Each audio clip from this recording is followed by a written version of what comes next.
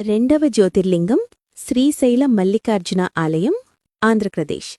ఇది అష్టాదశ శక్తిపీఠాలలో కూడా ఒకటి. ఈ క్షేత్రం భ్రమరాంబిక అమ్మవారు కూడా ఉంటారు. సాక్షాత్తు పరమశివుడు తన ఆర్ధాంగితో సహా కొలువైన భూలోక కైలాసమిది శ్రీశైల క్షేత్రం. శ్రీశైల మల్లికార్జున ఆలయం మరియు భ్రమరాంబిక అమ్మవారు గురించి శివపురాణం ప్రకారం చాలా కథలు ఉన్నాయి. పార్ట్ 1. శ్రీ మల్లికార్జునస్వామి ఆవిర్భావ కథ. పూర్వకాలంలో చంద్రగుప్తుడు అనే మహారాజు ఒక విశాలమైన రాజ్యాన్ని పరిపాలించేవాడు. ఎన్నో సంవత్సరాలు సంతానం లేక దుఃఖించాడు. చివరకు దేవుని కృపతో అతనికి ఒక ఆడపిల్ల జన్మించింది. ఆమెకు చంద్రవతి అని పేరు పెట్టారు.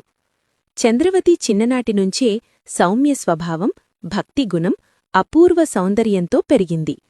కాలక్రమంలో చంద్రగుప్తుడు రాజ్యవిస్తరణ కోసం పరరాజ్యాలపై దండయాత్రకు బయలుదేరాడు.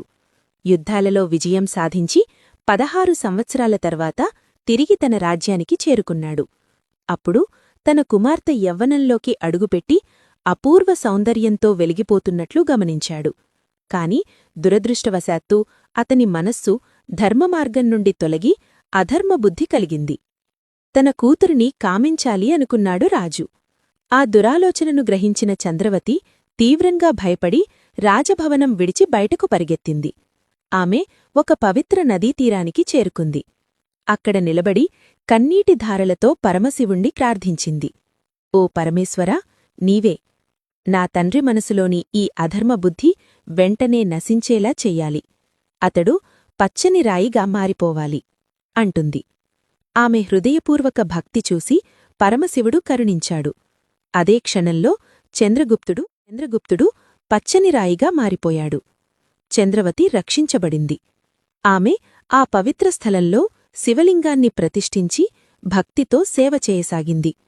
ప్రతిరోజూ మల్లికా పుష్పాలతో అందమైన మాలను తయారుచేసి శివుణ్ణి పూజించేది.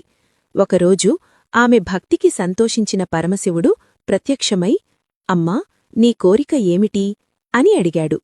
అప్పుడు చంద్రవతి నమస్కరించి, ప్రభూ, నేను సమర్పించే ఈ మల్లికామాల ఎప్పటికీ వాడిపోకూడదు అని కోరింది.